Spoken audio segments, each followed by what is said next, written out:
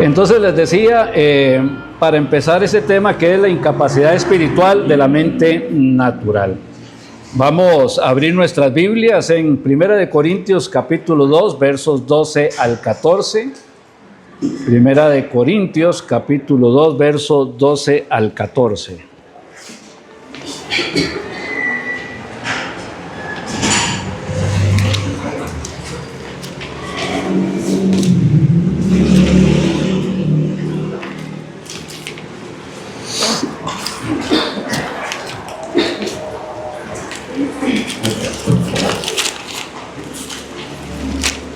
Dice la palabra del Señor. Y nosotros no hemos recibido el espíritu del mundo, sino el espíritu que proviene de Dios, para que sepamos lo que Dios nos ha concedido, lo cual también hablamos, no con palabras enseñadas con sabiduría humana, sino con las que enseña el Espíritu, acomodando lo espiritual a lo espiritual, o lo espiritual a los espirituales. Pero el hombre natural no percibe las cosas que son del Espíritu de Dios, porque para él son locura y no las puede entender, porque se han de discernir espiritualmente. Amado Padre, en el nombre de nuestro Señor Jesús, te pedimos de la sabiduría que viene de lo alto para poder entender, Padre, tu palabra con la dirección de tu Santo Espíritu, conforme, Padre, a la necesidad de cada corazón. Rogamos, Padre, que esta palabra quede sembrada, Padre, y pueda dar fruto, Señor, en abundancia. Te lo pedimos en el nombre de tu Hijo Jesucristo. Amén. Y amén. Ok.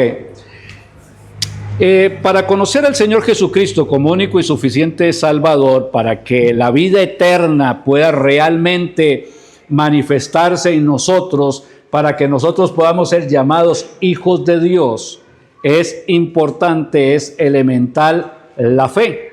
La fe se vuelve la clave para conocer a Cristo. Dice la palabra de Dios que, vamos a ir a Romanos 10, 17 para que lo tengamos ahí presente. Romanos capítulo 10, verso 17. Dice la palabra del Señor: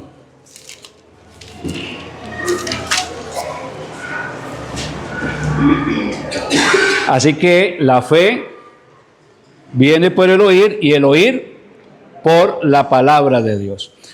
Cuenta una historia de que había un hombre que hablaba de cómo amaba a Dios, y alguien le preguntó: ¿y cómo conoció usted al Señor?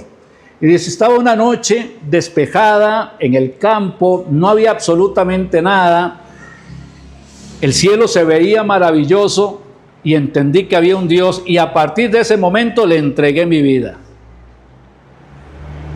El que lo entrevistaba le dice: entonces usted no es salvo. Y él decía: ¿cómo no voy a ser salvo? Yo entiendo que Dios creó todas las cosas. Y él le decía: pero es que no es solamente que una persona entienda que Dios creó todas las cosas. Hasta los demonios creen en Dios y tiemblan. Y no por eso dejan de ser demonios. La Biblia dice: para que te conozcan a ti, el único Dios soberano, y a Jesucristo, a quien has enviado. Si no conocemos a Cristo, aunque sepamos que Dios existe, no podemos ser salvos. La fe viene por el oír, y el oír por la palabra de Dios. Sin la palabra de Dios, sin una buena explicación que toque la mente y toque el corazón de una persona, es imposible que esa persona pueda creer en Jesucristo para la salvación de su alma. Puede ser un religioso, pero no tiene una comunión con el Señor Jesucristo. Ahora, la salvación no es por fe.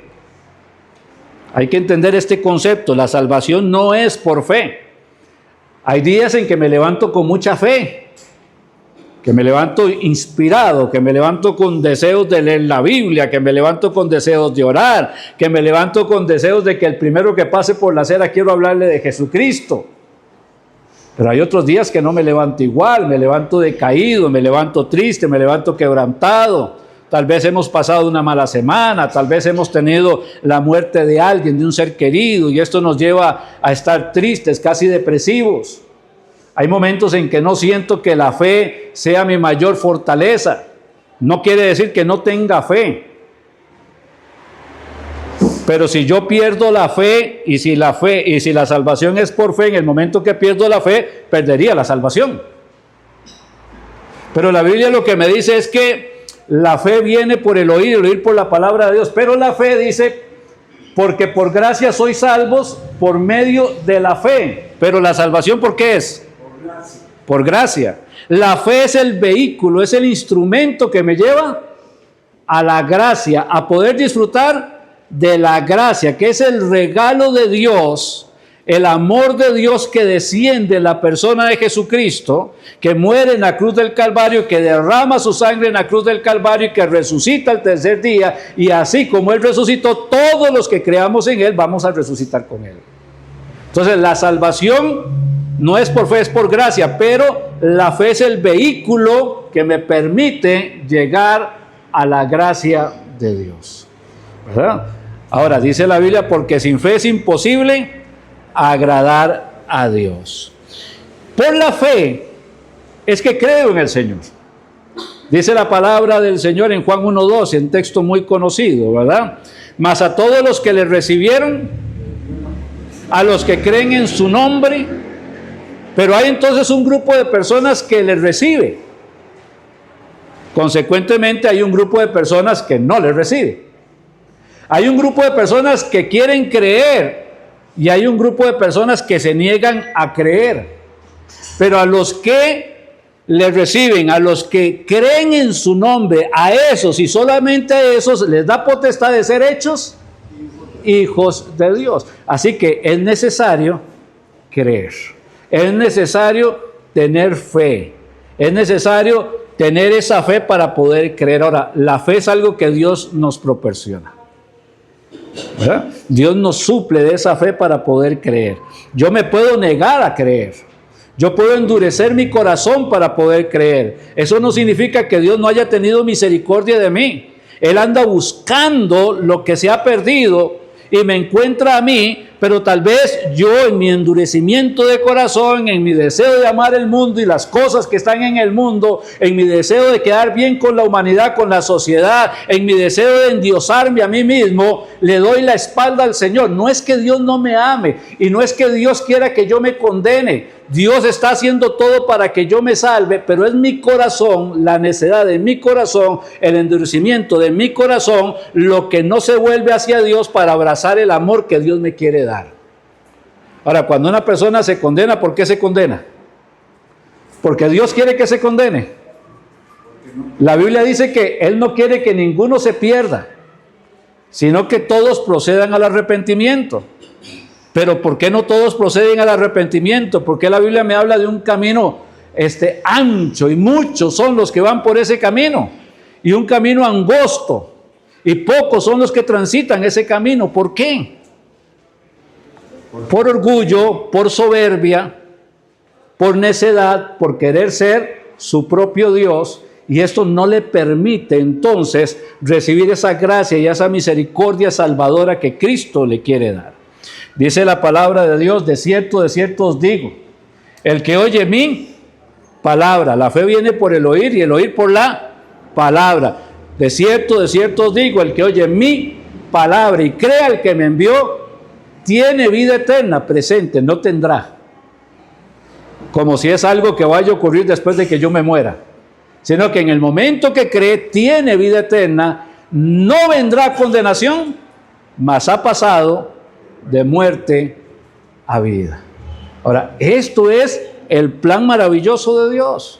Dios no quiere que ninguno se pierda. Dios quiere que usted sea salvo. Dios quiere que yo sea salvo. Dios quiere que mi esposa sea salva. Dios quiere que mis hijos sean salvos. Dios quiere que mi familia y amigos sean salvos. Dios quiere que el mundo entero sea salvo. Lo que pasa es que nosotros endurecemos el corazón. Ahora, el que ya es salvo no tiene por qué preocuparse. El que tiene que preocuparse es el que visita una iglesia, cree que es salvo y el día que se muera abra sus ojos en la condenación y se dé cuenta que nunca fue nada y que ya no tiene oportunidad. porque ya la condenación le ha alcanzado. Ahora, el que recibe a Cristo junto con haber recibido a Cristo como Salvador, es sellado con el Espíritu Santo. El Espíritu Santo en el creyente. Quienes tienen una relación con Cristo reciben y son sellados con el Espíritu Santo. Ahora, cuando usted quiere entender algo del Espíritu Santo, lea Romanos capítulo 8. Qué capítulo más maravilloso, interesantísimo. Que nos muestra qué es estar en el Espíritu y quienes no están en el Espíritu. El Espíritu Santo, dice la palabra de Dios, que viene a sellar nuestras vidas. Fuimos sellados con el Espíritu Santo de la promesa, que son las arras de nuestra herencia, hasta la posición adquirida. El Espíritu Santo viene a morar en mí. ¿No sabéis que habéis sido comprado por precio? Glorificad pues a Dios en vuestro cuerpo y en vuestro espíritu, los cuales son de Dios. Y como somos de Dios, Dios pone el sello de su propiedad en nosotros. Y ese sello es el Espíritu Santo. El Espíritu viene a morar en mí. El Espíritu viene a hacer una obra de renovación, de transformación en mi vida para que su nombre sea glorificado. Vamos a ir ahí a Romanos capítulo 8. Romanos capítulo 8. Y voy a leerle del verso 1 unos cuantos versículos. Empezando un versículo maravilloso que es: ahora pues, ninguna condenación hay para los que están en Cristo Jesús. El que está en Cristo Jesús se condena. No, porque ya está en Cristo. No está con Cristo, sino está en Cristo. Ninguna condenación hay para los que están en Cristo Jesús. Los que no andan conforme a la carne, sino conforme al Espíritu. Es que la Biblia dice que por sus frutos los conoceréis. Si una persona ha recibido a Jesucristo como único y suficiente Salvador, pues desde luego tiene que empezar a dar frutos de cristiano. Tiene que empezar a pensar como Cristo, porque tenemos la mente de Cristo, a caminar como Cristo, a verse como Cristo, a buscar el reino de Dios y su justicia, que es lo que Cristo estaba haciendo. Cuando el Señor se perdió y lo buscaron a los 3 días y le preguntaron por qué lo había hecho, ¿no sabéis que en los negocios de mi Padre me es necesario estar? Cuando una persona viene a los pies de Cristo, empieza a buscar a Cristo y las cosas que son de a Cristo, y pone su mirada en Jesús, autor y consumador de la fe, y pone su mirada en las cosas de arriba, no en las de la tierra. Por eso es difícil entender cuando una persona dice que es cristiana pero vive como mundana. Habla como mundana, se viste como mundana, camina como mundana, vive una vida mundana. Cae en adulterio, cae en las mentiras. Si puede hacer un negocio medio ilícito que supuestamente piensa él que no afecta mucho a otra persona, lo hace.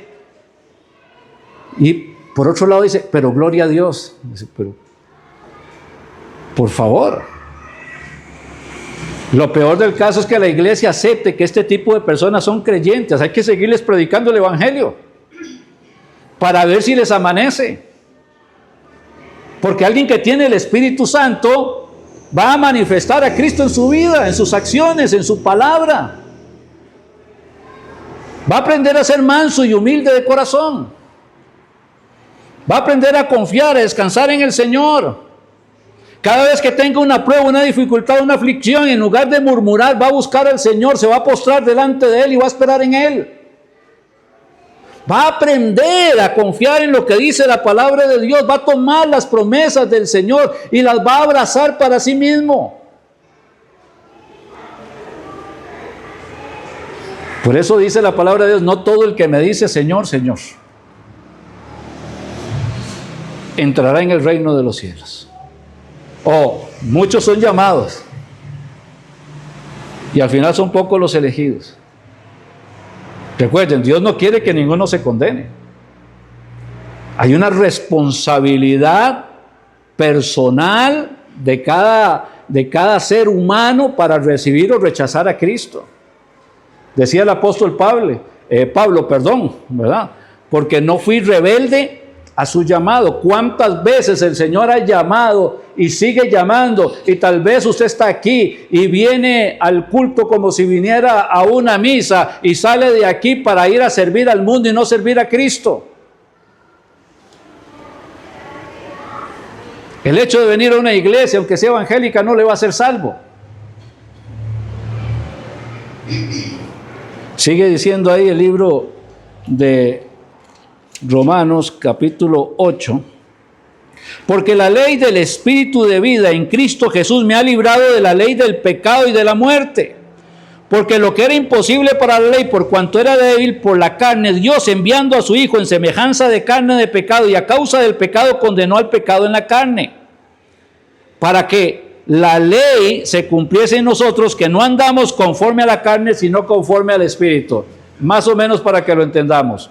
Una persona sin Cristo es esclava del pecado. ¿Y Cristo lo libera de qué? Del pecado. Ya no somos esclavos del pecado. Ahora somos libres para hacer lo que tenemos que hacer, no lo que queramos. Eso sería libertinaje. Lo que tenemos que hacer es entregarle nuestro corazón a Jesucristo.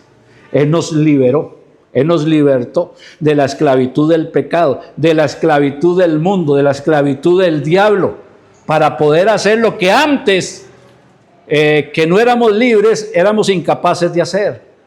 Antes podía saber lo que era bueno, podía saber que mentir es malo, pero no podía dejar de mentir.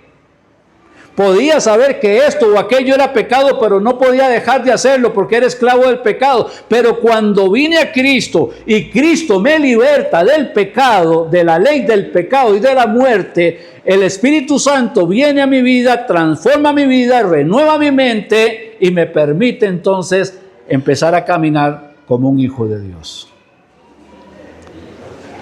Sigue el texto. Dice: porque los que son de la carne piensan en las cosas de la carne, pero los que son del Espíritu en las cosas del Espíritu. Me acuerdo cuando estaba en el instituto que alguien contaba a manera de chiste, pero para darnos una lección. Llegaba un hombre y tenía una imagen en su cuarto, y todos los días que llegaba de su trabajo, se persinaba ante la imagen, se inclinaba ante la imagen. En la mañana se persinaba, se hincaba ante la imagen, el martes también, el miércoles también, el jueves también. Pero el viernes tapaba la imagen con un paño porque sabía que en la noche iba a ir a pecar.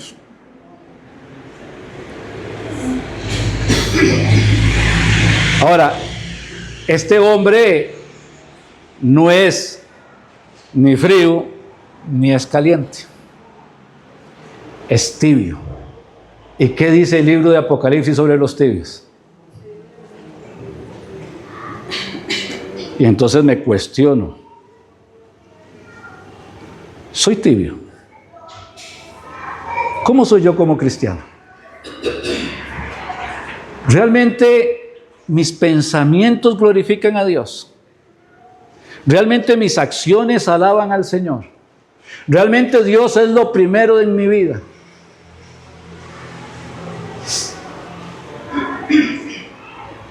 Y si no es así, entonces digo, Señor, ¿qué me pasa?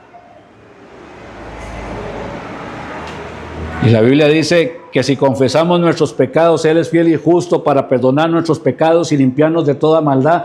Pero ese deseo de confesar el pecado es porque el Espíritu Santo que está en mí me está convenciendo de pecado, justicia y juicio constantemente para tener una vida santa delante del Señor. Pero hay quienes su conciencia están dormidas, están cauterizadas, que aunque pequen, no sienten necesidad de arrepentimiento, no sienten necesidad de buscar al Señor. Y aún dentro de las mismas congregaciones se pueden encontrar personas de este tipo.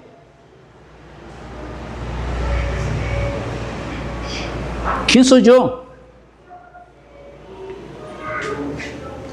¿Quién soy yo? Yo sé que nadie de afuera me debería de juzgar, pero yo sé quién soy.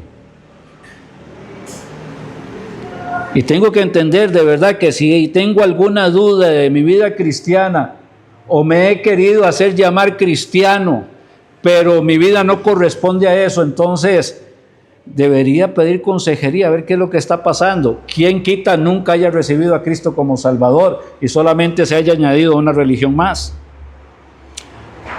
Pero los que son del Espíritu piensan en las cosas del Espíritu, porque el ocuparse de la carne es muerte, pero el ocuparse del Espíritu es vida y paz. Por cuanto los designios de la carne son enemistad contra Dios, porque no se sujetan a la ley de Dios, ni tampoco pueden. ¿Por qué la gente sin Cristo no le gusta las cosas de Cristo? ¿Por qué la gente sin Cristo rechaza una iglesia? ¿Por qué la gente sin Cristo no le gusta que le den un tratado? ¿Por qué la gente sin Cristo rechaza un consejo de la palabra de Dios? ¿Por qué la gente sin Cristo se burla de los cristianos?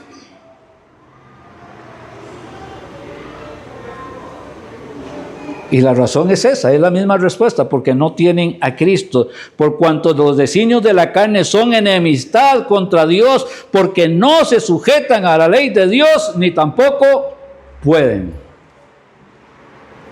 Había una persona, tenía problemas con el alcohol, no buscó a Cristo, buscó a Alcohólicos Anónimos, entró en Alcohólicos Anónimos,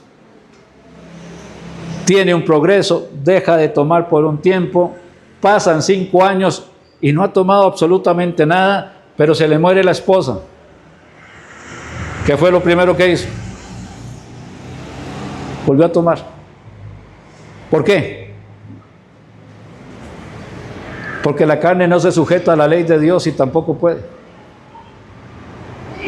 Su deseo carnal volvió a salir y volvió a tomar control. No importa si yo le digo a la carne hoy no y mañana no, pasado mañana ella va a gobernar y voy a terminar diciéndole que sí. Es que si soy esclavo del pecado y soy esclavo de la carne, no puedo hacer la obra de Dios. Por cuanto los designios de la carne son enemistad contra Dios, porque no se sujetan a la ley de Dios. Pero termina diciendo, y tampoco pueden. Y los que viven según la carne no pueden agradar a Dios. ¿Cómo es su vida? ¿Cómo es su vida? Mas vosotros no vivís según la carne, sino según el Espíritu, si es que el Espíritu de Dios mora en vosotros. Y si alguno no tiene el Espíritu de Cristo, no es de él.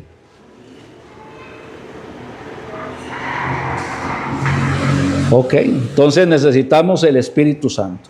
La gracia de Dios establece la presencia permanente del Espíritu en los creyentes y los capacita. A veces escuchamos el llamado al esfuerzo humano. Quiero hacerles un desafío. Quiero que se levanten, quiero que vengan, quiero que se consagren al Señor, quiero que le digan al Señor, yo voy a ir, yo lo voy a hacer, yo lo puedo hacer. Mire, el hombre no puede hacer absolutamente nada si no es capacitado por el Señor para hacerlo. Y el Señor nos capacita con dones espirituales, no como yo quiero, sino como Él quiere. Y alguno dice, es que cómo me gustaría irme de misionero a la India, y me comprometo a ir a la India, y voy a estar en la India, y se van a convertir millones de ellos. Y después se da cuenta que es solamente un deseo de que la gente se convierta, pero él, de maestro, de evangelista o de misionero, no tiene mucho. El Señor le capacitó con otros dones espirituales, pero esos particularmente que se necesitan para esa tarea, para esa acción, no los tiene. Yo no puedo elegir qué es lo que voy a hacer en la obra de Dios. Yo no puedo elegir en qué voy a servir en la obra de Dios. El que lo ha determinado de antemano, dice la palabra de Dios, es Él. Y me ha capacitado con los dones espirituales para hacerlo. Dios es el que me hace el llamado, el Espíritu Santo es el que me guía, me va conduciendo por el camino que Él preparó de antemano para que yo pueda ejecutar el servicio del Señor. Pero no soy yo el que lo dispone. De tanto estar buscando un solo ministerio, hemos dejado de lado tantas otras cosas que se pueden hacer para el Señor. Hablaba con un hermano un día de estos que me lo presentaban, y él hablaba de la iglesia fuera de las cuatro paredes. Y siempre ha sido un pensamiento, a veces pensamos que ministerio es lo que venimos a hacer acá, en los tiempos de culto. Los maestros de niños, maestros de jóvenes, el que predica, lo que hacemos en el culto normal. Pero el servicio a Dios es mucho más que esto. Va más allá. Y el servicio de Dios tiene tantas cosas que hay que hacer. Y está tan descuidado ese servicio porque nadie quiere hacerlas. El que está capacitado, el que tiene el don espiritual para hacer aquello, no lo quiere hacer porque considera que es poco digno, que cualquiera puede hacer eso. No, cualquiera no lo puede hacer. Lo hace el que está capacitado por el Espíritu Santo.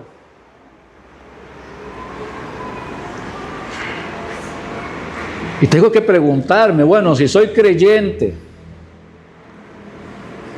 ¿cuál es el don que el Espíritu me ha dado? Y si en la congregación no existe un ministerio para poner al servicio mi don, entonces debo pensar en que tengo que empezar a construir ese ministerio de la mano del Señor, porque es su voluntad.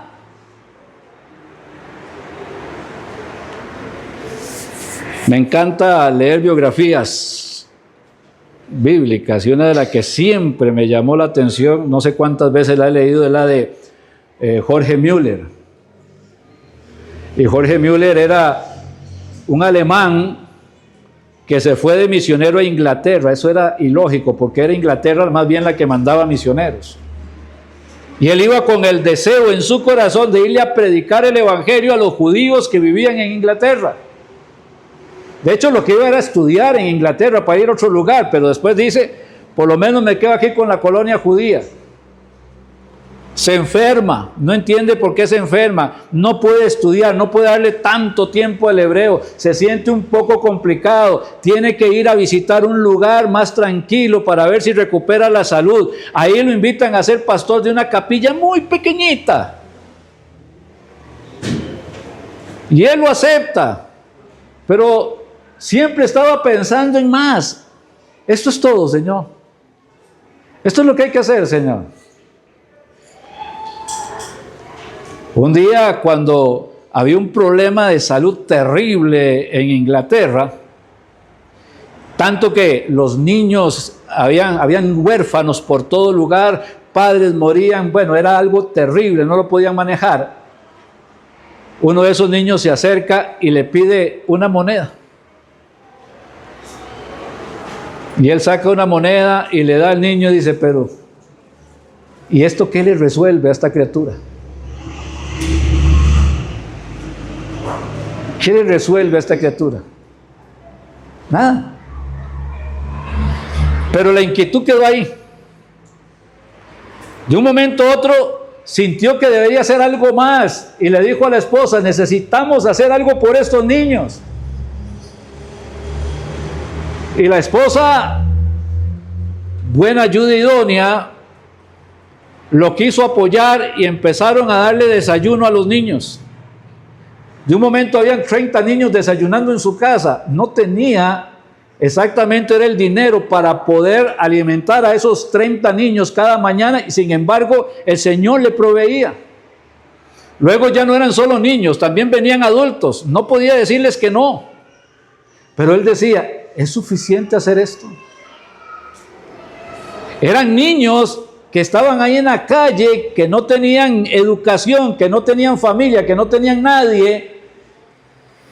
Y le dijo a la esposa, creo que deberíamos de poner un albergue de niños. Y le dice, Señor, si esto es tu voluntad, tú me vas a proveer, pero yo no le voy a pedir a nadie. Y empezó el Señor a mandarle las cosas que necesitaba.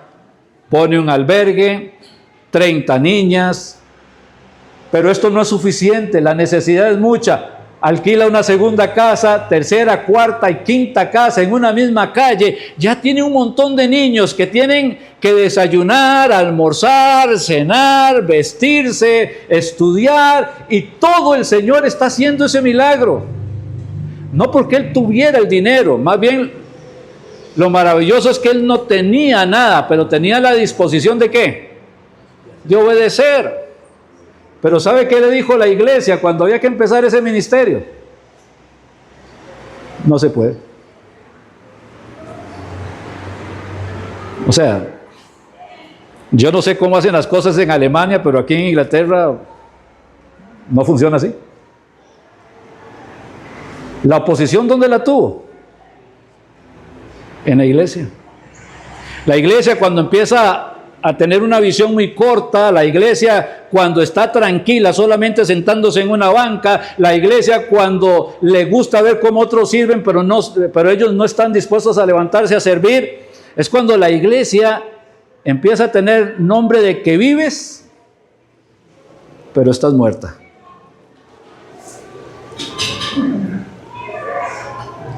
Y no queremos pertenecer a una iglesia muerta. Y queremos ser de los que sirven al Señor.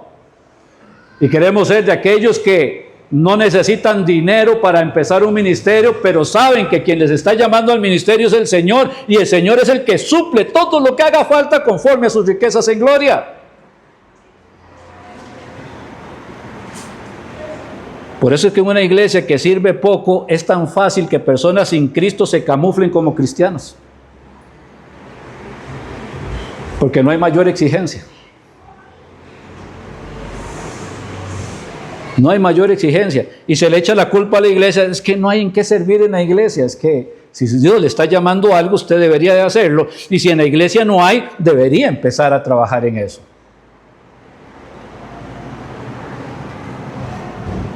El Señor nos da esos dones espirituales para hacerlo. A veces escucho predicando, no sé, a Billy Graham y digo, wow, ¿cómo me gustaría tener la versatilidad de Billy Graham para predicar? Y en otras ocasiones pienso, ay, qué lindo don Samuel, cómo predica, o qué lindo este fulano, aquel sutano, cómo predica. Y cuando escucho una predicación mía, créame que a mí no me gusta escucharme. No me gusta. Y después llega un hermano y me dice, hermano, qué buen mensaje. ¿Y sabe por qué creo que pudo ser bueno? Porque si el Señor nos dio un don espiritual, no nos dio medio don espiritual. Tiene que ser algo que realmente pueda servir a la iglesia de Cristo. Entonces aprendemos a creer en lo que Dios hace, no en lo que nosotros hacemos. Pero es la obra de Dios. Es la palabra de Dios. La fe viene por el oír y el oír por la palabra de Dios. Cada ministerio tiene la meta de predicar el evangelio, que enseña, que corrige, que redarguye, que instruye en justicia, a fin de que el hombre de Dios sea perfecto, o sea maduro, enteramente preparado para toda buena obra, no para algunas buenas obras.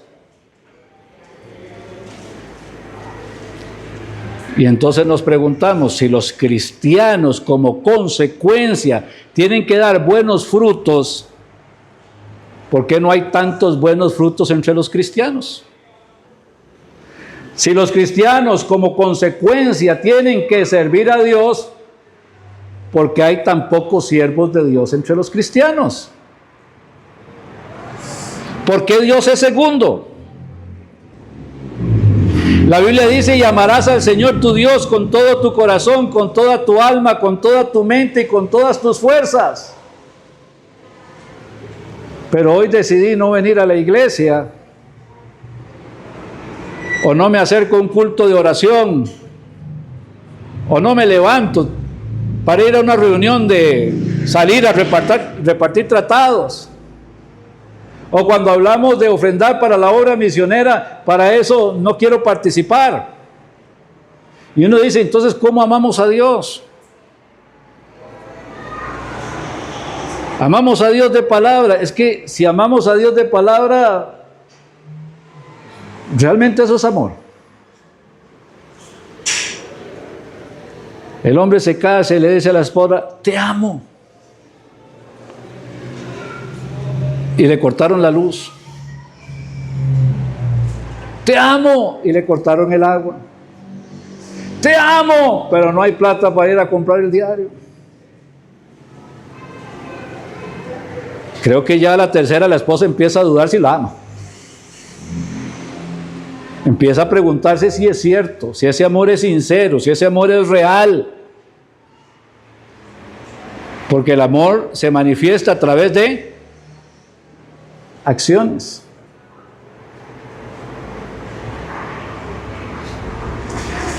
Cuando yo era jovencito, hace muchos años,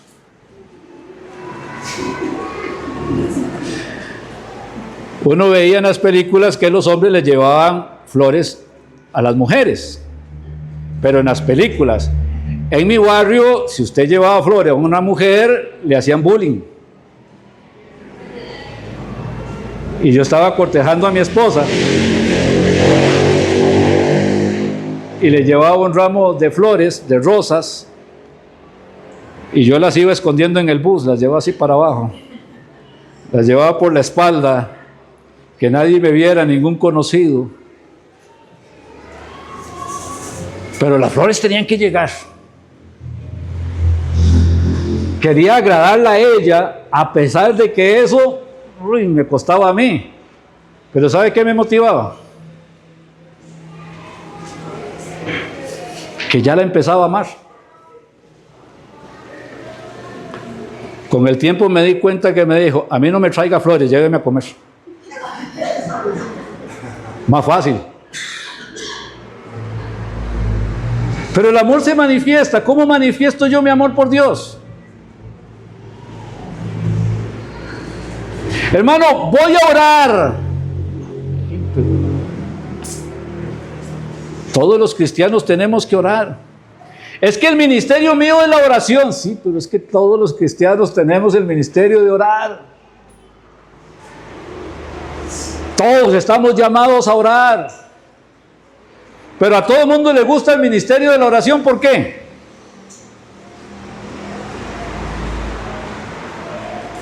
Porque no hay que salir a la batalla, porque no hay que compartir, porque no hay que ir más allá, porque no tengo que desgastarme. Y no es que orar sea malo, no, claro, es lo mejor que hay que hacer, orar sin cesar. Y la oración eficaz del justo puede mucho. Pero esto no puede servir para que nosotros, si somos cristianos, dejemos de hacer la obra de Dios. O,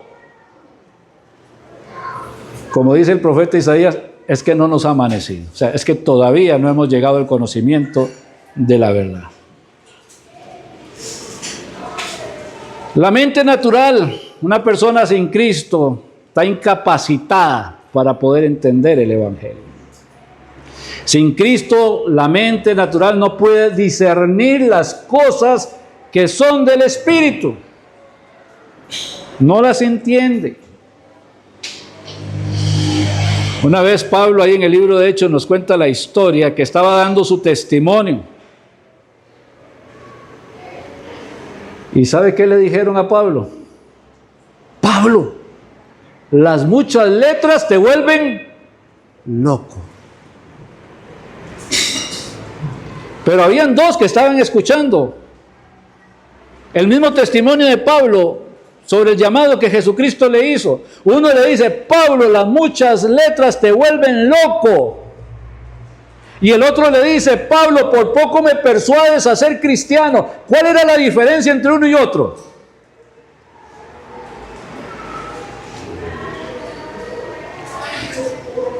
Uno dice, bueno, es que el Espíritu tiene que estar hablando con los dos, sí, pero hay una situación que no permite la acción del Espíritu en un corazón. ¿Sabe cuál es? La soberbia. Dios quiere que esta persona se salve, pero su soberbia, su orgullo, su vanidad, su amor por sí mismo no lo deja escuchar el mensaje del Señor. Dios resiste a los soberbios y da gracia a los humildes. Este hombre era soberbio, este hombre era un gobernador, este hombre se sentía importante, este hombre estaba juzgando a un cristiano, y cuando le llamó para ver qué era lo que pasaba, Pablo, las muchas letras te vuelven loco, porque para una persona sin Cristo que no puede discernir las cosas del Señor, todo lo que hace un cristiano es locura. Pero para una persona humilde,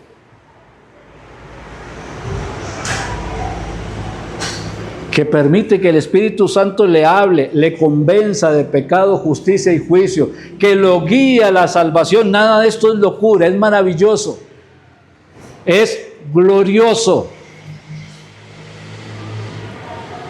es glorioso.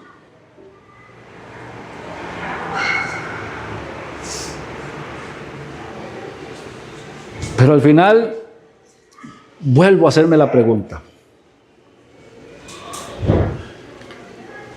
¿Por qué hay cristianos tibios? ¿Será que son cristianos? ¿Será que no les ha amanecido? ¿Será que no han comprendido, que no han entendido el amor de Dios, la gracia de Dios, la maravilla de Dios? ¿Será que no han comprendido el sacrificio de Cristo en la cruz del Calvario? ¿Será que no han comprendido que esa sangre derramada en la cruz le limpia de todo pecado? ¿Será que no han comprendido que hay una vida después de que acabe esta material y que puede ser en el infierno, que puede ser en la gloria? ¿Será que siguen viendo las cosas como locura? La mente natural no puede discernir las cosas que son del Espíritu. Pero me pregunto, ¿y yo de cuáles soy? ¿De cuáles soy? Quiero ser alguien que ame a Dios con el corazón. Quiero morirme amando a Dios con el corazón. Y no quiero pertenecer a una iglesia tibia, sino una iglesia que sienta a Cristo. Una iglesia que viva a Cristo. A una iglesia que se despierte. Despiértate tú que duermes, levántate de entre los muertos y te alumbrará Cristo. Una iglesia que esté dispuesta a vivir y a morir por Cristo. Una iglesia que esté dispuesta a reflejar en su vida la personalidad de Cristo, la mente de Cristo, el caminar de Cristo, el verse como un cristiano. No estar camuflado entre el mundo.